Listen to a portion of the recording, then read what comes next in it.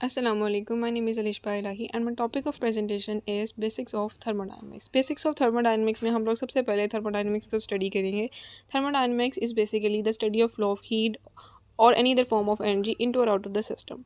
Basically thermodynamics में हम लोग एनर्जी के डिफरेंट फॉर्म्स और उसके इंटर कन्वर्जन्स के बारे में पढ़ते हैं. इसके एग्जांपल में हमारे पास आ जाता है न्यूक्लियर पावर और रॉकेट आ जाता है. जब हम रॉकेट को चलाते हैं तो वो हमारे पास थर्मोडायनेमिक्स की एग्जांपल में आ जाता है. थर्मोडायनेमिक्स की 3 टाइप्स हैं: सिस्टम, सराउंडिंग और system boundaries. System is basically एक ऐसी चीज़, anything that is real in universe is called system. अगर हम एक रूम में बैठे हैं और उसमें गैसेस मौजूद हैं तो गैसेस क्या है, उसका सिस्टम है.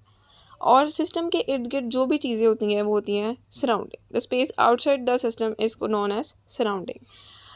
उसके मास, उसका रीजन जो भी है वो सराउंडिंग होगा. और इन दोनों को जो चीज़ सेपरेट करती है वो हमारे पास होती है सिस्टम बाउंड्रीज.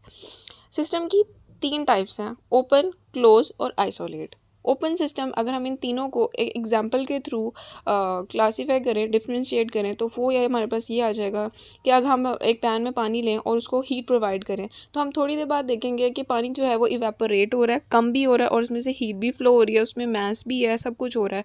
तो वो क्या है, ओपन है. अगर हम उसको एक लिड से ढाँप दें तो हम देखेंगे कि उसमें से जो है हमें नहीं नज़र आ रहा कि हीट फ्लो हो रही है, उसमें मास, हमें कुछ भी पता नहीं चल रहा है. तो क्या है जी, वो हमारे पास क्लोज सिस्टम है. अगर हम एक गर्म पानी को आइसोलेट कर दें, एक बोतल के अंदर बंद कर दें, तो वो हमारे पास उसमें पता चले, हम देखेंगे कि हमारे पास ना तो मास है, ना हीट प्रोड्यूस हो रही है, फ्लो हो रही है, कुछ भी नहीं हो रहा. तो वो क्या है, हमारे पास आइसोलेटेड सिस्टम है. अब हम लोगों के पास आती है next term, entropy. Entropy is basically use to measure the randomness और डिसऑर्डर ऑफ अ सिस्टम. किसी भी चीज़ की रैंडमनेस और उसके डिसऑर्डर को मेजर करने के लिए जो चीज़ यूज़ होती है वो है एंट्रोपी. अगर ब्रिक्स हैं, जैसे हम पिक्चर में देख सकते हैं, ब्रिक्स हैं, अगर वो ऑर्डर में पड़ी हैं तो उसकी एंट्रोपी जो है वो कम होगी, और अगर वो डिसऑर्डर है तो उनकी एंट्रोपी ज़्यादा होगी. बेसिकली डिसऑर्डर को ही मेजर करने के लिए हम लोग एंट्रोपी को यूज़ करते हैं. नेक्स्ट हमारे पास आ जाता है reversible and irreversible process. Reversible is one in which both the system and its environment can return to exactly the states जिसमें वो पहले मौजूद है. रिवर्सिबल इज़ बेसिकली कि अगर हम किसी चीज़ को रिवर्स कर सकें, दोबारा उसको उसकी असली पोजीशन में ला सकें. फॉर एग्जांपल हम एक बलून की एग्जांपल ले लेते हैं यहाँ पे. अगर हम एक बलून लें और उसमें से हवा निकालें, रिवर्सिबल जो होता है वो इनफाइनाइट स्टेप्स में होता है. तो अगर हम उसमें से हवा निकाल दें तो वो जो है, हम उसको दोबारा हवा भरेंगे तो वो दोबारा अपनी एग्जैक्ट पोजीशन में, पहले वाली पोजीशन में वापस आ जाएगा. जबकि इरिवर्सिबल जो होता है वो एक शॉट के अंदर होता है, एकदम से होता है. तो जैसे अगर हम एक बैलून को ही लें और बैलून को हम पिन से फाड़ दें तो वो हम उसको दोबारा एक शॉट में, वो तो एक ख़त्म हो गया एक शॉट में, हम उसको दोबारा से उसकी प्रीवियस पोजीशन के अंदर नहीं ला सकते.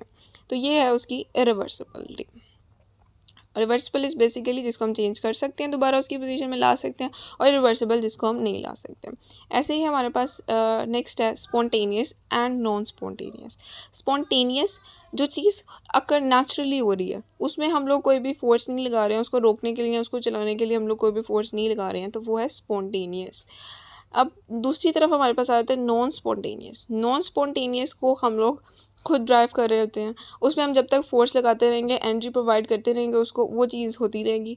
अगर हम उस पर एनर्जी लगाना प्रोवाइड करने से बंद कर देंगे, उस पर फोर्स लगाना हम बंद कर देंगे, तो वो हमारे पास वो प्रोसेस नहीं होगा, वो प्रोसेस वहीं पे रुक जाएगा. वो बेसिकली कहलाता है नॉन स्पॉन्टेनियस.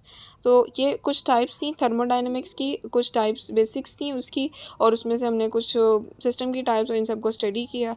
तो थैंक यू सो मच.